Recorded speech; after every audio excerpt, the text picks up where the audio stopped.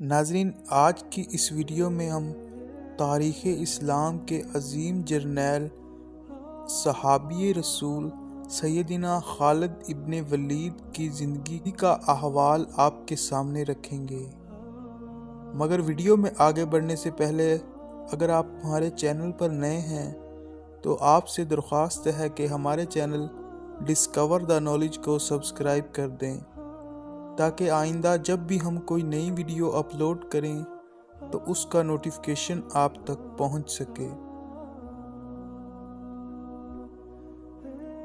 ناظرین، سیدنا خالد ابن ولید قریش مکہ کے ایک معزز فرد اور بنو مخزوم قبیلہ کے چشم و چراغ تھے۔ نبی صلی اللہ علیہ وآلہ وسلم نے جنگ موطا میں ان کی بے مثل بہادری پر انہیں سیف اللہ یعنی اللہ کی تلوار کا خطاب دیا۔ جب آپ صلی اللہ علیہ وآلہ وسلم نے اہل قریش کو بتوں کی پوجا سے منع کیا تو آپ سب سے پہلے خلاف ہو گئے۔ اس وقت آپ کی عمر 17 برس تھی۔ آپ بھی اپنے والد کے ساتھ حضور صلی اللہ علیہ وآلہ وسلم کے دشمن تھے۔ بعد میں آپ نے اسلام قبول کیا۔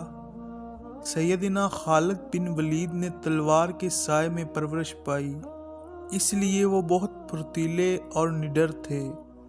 کشتی، گھڑ سواری اور نیزہ بازی کے ماہر تھے۔ ناظرین، خالد بن ولید کئی جنگوں میں شریک رہے۔ اسلام لانے کے بعد حاکم شام کا مقابلہ کرنے کے لیے 3000 صحابہ کی فوج تیار ہوئی۔ اس میں آپ بھی شامل تھے۔ خونریز معرکہ ہوا، مخالفین 1 لاکھ کی تعداد میں تھے۔ مسلمانوں کا کافی جانی نقصان ہوا۔ اگلے روز اس لشکر کی کمان حضرت خالد نے اپنے ہاتھوں میں لی اور اعلیٰ جنگی اصولوں پر اپنی تھوڑی سی فوج کو مجتمع کیا اور حاکم شام کی ٹڈی دل فوج کو تہس نہس کر دیا۔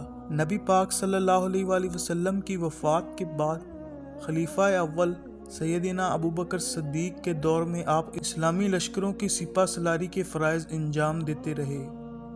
معرکہ یمامہ میں آپ نے صرف 13,000 فوجیوں کے ساتھ مسیلمہ کذاب کی لاکھوں کی فوج کو شکست دی۔ حضرت خالد بن ولید جب بستر علالت پر تھے تو اپنے قریب بیٹھے ہوئے لوگوں سے کہا، میں نے ان گنت جنگوں میں حصہ لیا، کئی بار اپنے آپ کو ایسے خطروں میں ڈالا کہ جان بچانا مشکل نظر آتا تھا، لیکن شہادت کی تمنا پوری نہ ہوئی۔ میرے جسم پر کوئی ایسی جگہ نہیں کہ جہاں تلوار، تیر یا نیزے کے زخم کا نشان نہ ہو، لیکن افسوس موت نے مجھے بھی بستر پر آ دبوچا۔ میدان کار ساز میں شہادت نصیب نہ ہوئی۔ آپ نے جنگ احد سے خلیفہ ثانی امیر المومنین سیدنا عمر فاروق تک جتنی بھی جنگیں لڑیں، ان جنگوں میں آپ نے ایک جنگ بھی نہیں ہاری۔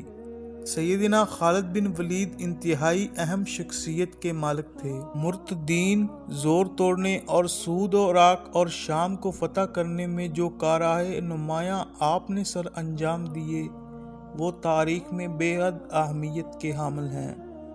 جس حیرت انگیز قابلیت کے ساتھ آپ نے اسلامی فوجوں کی کمان کی، اس کا اثر تھا کہ جب دشمن سنتے تھے کہ خالد بن ولید ان کے مقابلے کے لیے آ رہے ہیں تو ان کے چھکے چھوٹ جاتے تھے اور وہ مقابلے سے پہلے ہی ہمت ہار بیٹھتے تھے۔ سیدنا خالد بن ولید امیر المومنین سیدنا عمر فاروق کی خلافت میں 21 ہجری اور 682 عیسوی میں شام کے شہر حمص میں فوت ہوئے۔ اپنی وفات پر انہوں نے خلیفہ وقت عمر فاروق کے ہاتھوں اپنی جائیداد کی تقسیم کی وصیت کی۔ بلا شبہ آپ اسلام کے ایک عظیم جرنیل تھے۔ مجھے امید ہے کہ آپ کو آج کی ویڈیو میں سے کچھ نیا جاننے کا موقع ملا ہوگا۔ اب میں ملوں گا آپ سے ایک نئی تاریخی اور معلوماتی ویڈیو میں۔ تب تک کے لیے اللہ حافظ۔